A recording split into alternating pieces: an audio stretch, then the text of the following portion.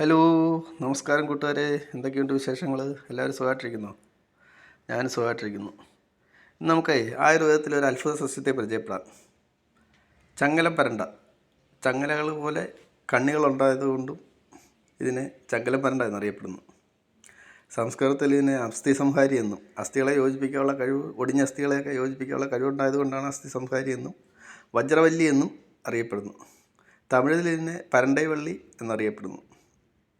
പരണ്ടകൾ 4 തരമുണ്ട്. ഇത് നാൽപ്പരണ്ടയാണ്. നാൽപ്പരണ്ട, മുപ്പരണ്ട, ഇരുപരണ്ട, ഉരുവരണ്ട, അങ്ങനെ 4 തരത്തിലുള്ള പരണ്ടകളുണ്ട്. പരണ്ടകൾക്കെല്ലാം ഗുണം ഒരുപോലൊക്കെ തന്നെ ആണെങ്കിലും പിന്നെ ഇതാണ് ഏറ്റവും കൂടുതൽ ഉപയോഗിക്കുന്നത്, നാൽപ്പരണ്ട. കാരണം സാധാരണയായിട്ട് കാണുന്നത് ഇതാണ്, ഈ പരണ്ടയാണ്. നമ്മുടെ നാട്ടിൽ പണ്ടിഷ്ടം പോലെ ഉണ്ടായിരുന്നു. ഇപ്പം അന്യം നിന്ന് പോയി, അപൂർവമായിട്ടൊക്കെ കാണുന്നുള്ളൂ. ഇതാണ് ഇരുപരണ്ട. ആ തണ്ട് തമ്മിലുള്ള വ്യത്യാസം നോക്കണം. ഇതിന് 2 സൈഡേ ഉള്ളൂ, 2 കോണുകൾ, 2 ഭാഗങ്ങളായിട്ട്, അതായത് 2 സൈഡ്. ഇതിനാണെങ്കിൽ 4 ഭാഗങ്ങളുണ്ട്, 4 സൈഡുകളുണ്ട്. അതാണ് ഇരുപരണ്ടയും നാൽപ്പരണ്ടയും തമ്മിലുള്ള വ്യത്യാസം. ആർത്തവ സംബന്ധമായ എന്ത് പ്രശ്നങ്ങൾക്ക്, വയറുവേദന, ക്രമമില്ലായ്മ, ഇതിനൊക്കെ ഇത് ഔഷധമായിട്ട് കൊടുക്കാറുണ്ട്.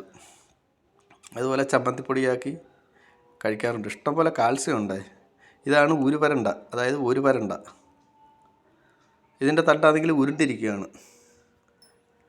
അതുകൊണ്ടാണ് ഇതിനെ ഉരുപരണ്ട എന്നറിയപ്പെടുന്നത്. ചതവിനൊക്കെ ഇത് ചതച്ച്, ഉപ്പുകല്ലും ചേർത്ത് ചതച്ച് തുണി വെച്ച് കെട്ടിക്കൊടുക്കാറുണ്ട്. ചതവൊക്കെ പെട്ടെന്ന് മാറും. കഫത്തിനും വാദത്തിനും ഒക്കെ നല്ല ഔഷധമാണ്. ചമ്മന്തിപ്പൊടി ഉണ്ടാക്കുന്നതിനെക്കുറിച്ചും മെഴുക്കാക്കുന്നതിനെക്കുറിച്ചും ഒക്കെ ഒരു വീഡിയോ ഇതിൻ്റെ പുറകെ ചെയ്യാമേ. പിന്നെ നമ്മളിതെല്ലാം നട്ടുപിടിപ്പിക്കാൻ ശ്രമിക്കുക. നമ്മുടെ നാട്ടിൽ അന്യം നിന്ന് പോകുന്ന സാധനങ്ങളെല്ലാം നമ്മൾ പരമാവധി നട്ടുപിടിപ്പിക്കുക. ആയുർവേദമല്ലേ, കുഴപ്പമില്ല. ഇപ്പോഴാണ് ഇതിൻ്റെ ഗുണങ്ങളെപ്പറ്റി ശാസ്ത്രജ്ഞന്മാരൊക്കെ മനസ്സിലാക്കിയത്. ആയിരക്കണക്കിന് വർഷങ്ങൾക്ക് മുമ്പേ നമ്മുടെ ആയുർവേദ സംഹിതകളിലെല്ലാം ഇത് എഴുതി വെച്ചിട്ടുണ്ട്. അപ്പോൾ എന്തൊക്കെയുണ്ട്?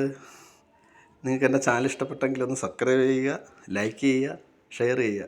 ഇനിയും വീഡിയോകൾ പ്രതീക്ഷിക്കുക. Okay, thank you.